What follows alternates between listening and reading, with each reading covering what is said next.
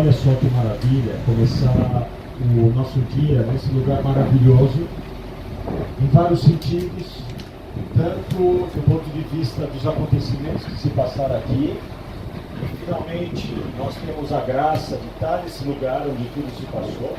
Como eu disse para vocês, é um lugar, ao contrário de muitos outros aqui na Terra Santa, é um lugar que permaneceu intocado através dos séculos.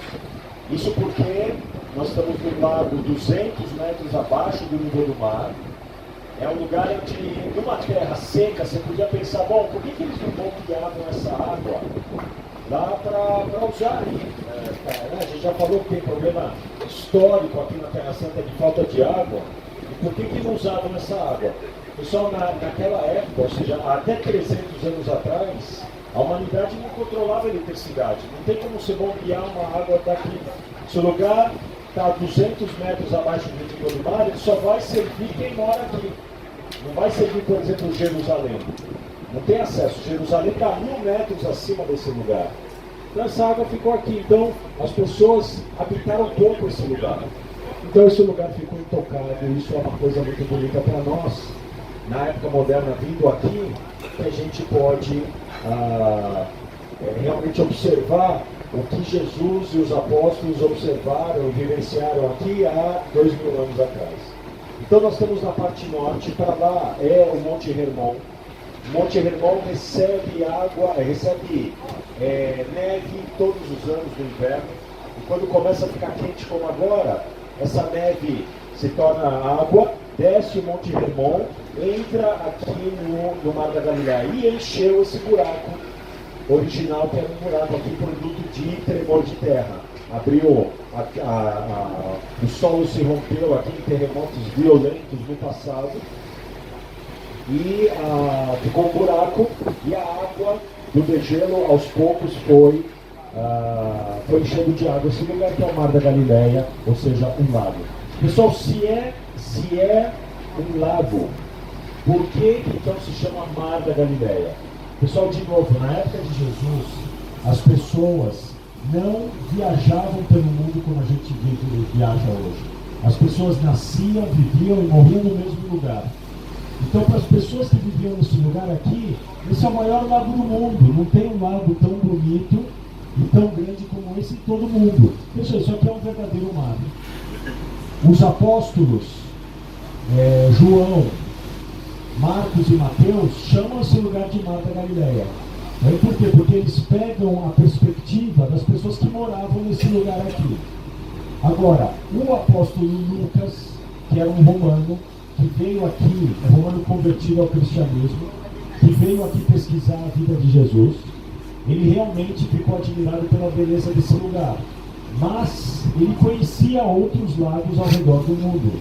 Então, interessante quando você na sua leitura bíblica, você compara Lucas com os outros evangelistas, uma das diferenças é que Lucas insiste em chamar esse lugar aqui de lago. Lago, lago, lago. Tá bem? Pessoal, então nós estamos na parte norte. Sem a gente perceber, o lago tem uma inclinação em direção ao sul. Então toda essa água está indo em direção ao sul. Chega um momento, daqui 20 quilômetros de extensão do lago, termina o lago. A água continua indo em direção sul, termina o lago, volta a se chamar Rio Jordão, e mais ou menos 150 quilômetros em direção ao Mar Morto, onde termina o Rio Jordão. Agora, olha só uma coisa interessante. Nós temos aqui um provérbio na Terra Santa que mostra muito bem a posição do Mar da Galileia e a posição do Mar Morto. Esse provérbio ele compara o Mar da Galileia e o Mar Morto com dois tipos de pessoas. O Mar da Galileia, vejam só, ele recebe água do Rio Jordão lá em cima, e ele, quando ele termina, ele vira Rio Jordão de novo e ele dá água para o Mar Morto. Então a gente compara o Mar da Galileia com uma pessoa generosa, que sabe receber e sabe dar. E as suas águas são limpas e doces, como a gente vê aqui. Já o Mar Morto, ele recebe a água do Rio Jordão.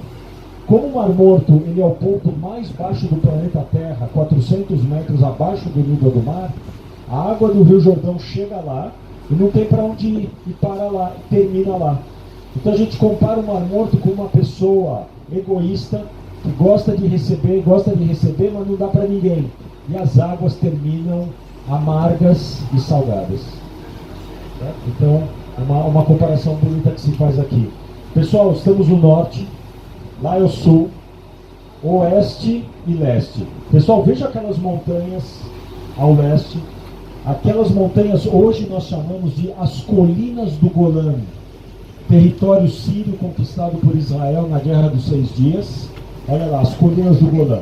Na época de Jesus, as colinas de Golã eram chamados de o reino de Filipe.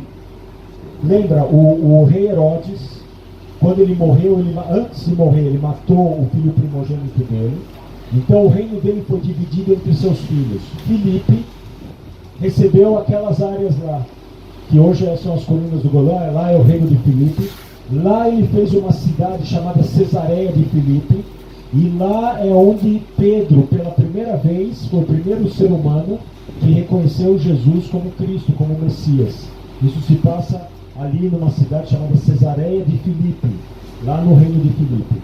Desse lado aqui nosso, era o reino que quem recebeu foi um outro filho do rei Herodes, chamado Herodes Antipas, que é o Herodes Antipas que mandou decapitar João Batista. Era o Herodes Antipas que estará no julgamento de Jesus lá em Jerusalém, quando ele é preso sob Pôncio Pilatos. E o Herodes Antipas, ele funda a cidade de Tibérias. Olha a cidade de Tibérias ali, olha, o Tiberíades. Estou apontando para vocês ali, tá bem?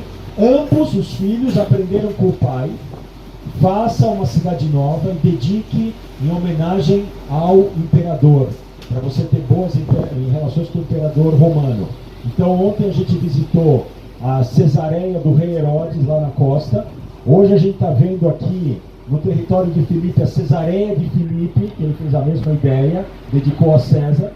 E também o Herodes Antipas, ele fundou ali a cidade de Tibérias ou Tiberíades em homenagem ao imperador romano da época de Jesus, o Tibério.